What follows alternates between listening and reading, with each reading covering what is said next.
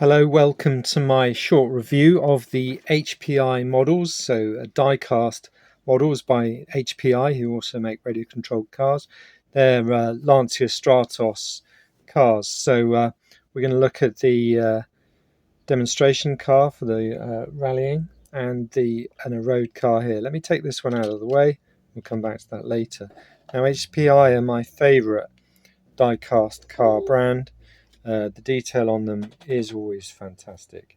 So I'm quite excited to see this one here.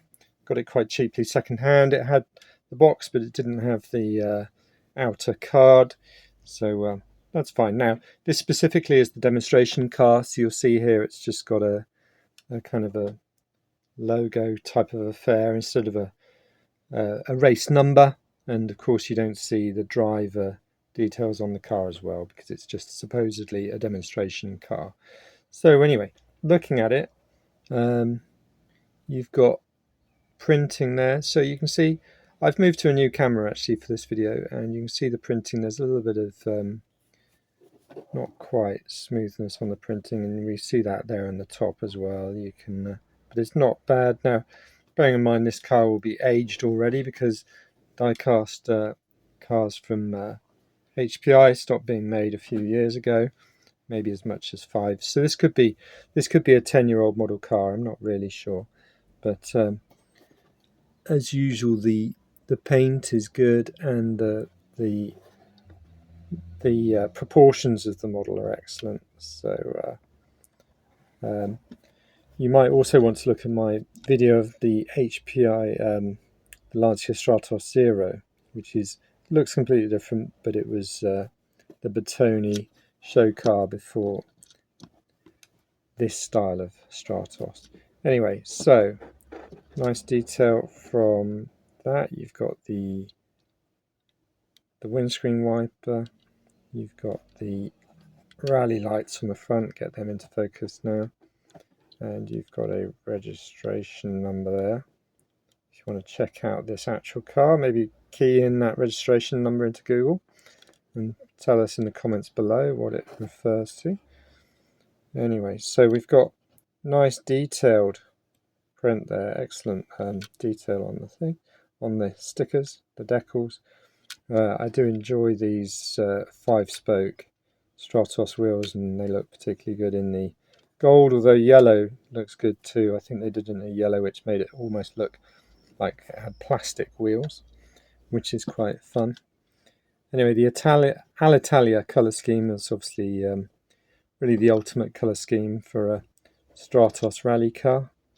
Of course, there were other colour schemes for it, but really Alitalia was the be-all and end-all of the colour schemes there. So go around to the back of the car, signature round lights, the rear windows.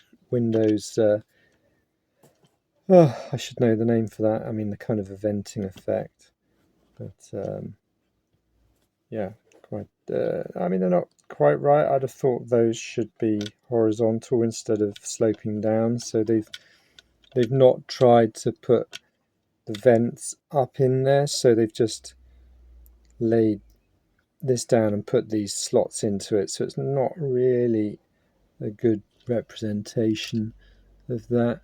Now, if we see the road car version, we've actually got a plastic piece on there that does look different. Yeah, so this is much better in terms of that piece there, but we'll come back to that one in a little bit. Anyway, so now what's better about this model than the other model is that the ride height is much more correct. Let me just see if I can get a good view on that ride height.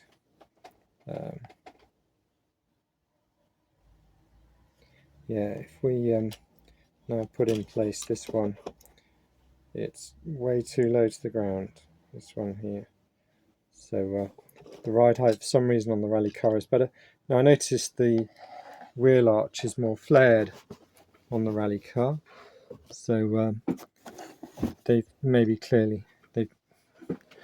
had to reset a few things there, so you can see that flaring coming out there for the rear wing, but the front wings are the same.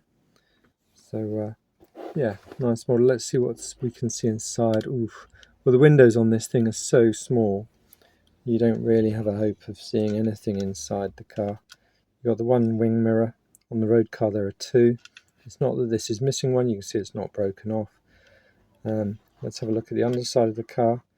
So you've got the rally mud flaps in flailing in the wind, in the airflow position. Now what's going on here? Why have I got... Okay, I've got some kind of glittery dustiness on those. Not sure why or how, but nice exhaust silencer detail. Not a great deal of detail elsewhere, which is fine to be expected of a 43rd scale car. You can't really roll it along, even though the wheels will turn. Once they're up in their travel, they lock. So yeah, nice. Quite pleased to get that. You've got to get your hands on any HPI models you can these days, before they're all in private collections and unfindable. So let's switch to the road going car. Here we go. So no print issues to worry about on this one, but I'm looking at the paint just here, and it's not as good as it should be. Yeah, and even on there, yeah, really that area there isn't painted great, but the roof isn't bad at all. And I do like this. This is a nice finishing touch in a good black, and there instead of painted, so there's an advantage to that perhaps. It's got the same wheels, same exhaust, really. The underside, okay, subframe in yellow, that's interesting. But yeah, nothing much to see that's different here than the other one. Two wing mirrors, but yeah, not bad at all. So the same effects there. Lancia badge on the nose, and looking at that, it's a bit different. So there, not too much. There's something different about the indicators. Yeah, the indicators are very different on the rally version. I guess you don't want to get them smashed, so you make them minimally small, or the side lights or whatever they are. Yeah. Okay, well, I'm happy with that. I've got loads more HPI model reviews, another 43rd scale and 64th and 18th and 12th scale model car reviews. So do have a look at those. Subscribe to the channel. Have a look at my playlists. So I've got some Lancia 037, couple of videos on that. So yeah, well, thank you very much for watching, and I hope you've enjoyed a close look with my new camera at these models. Okay, take care. Bye.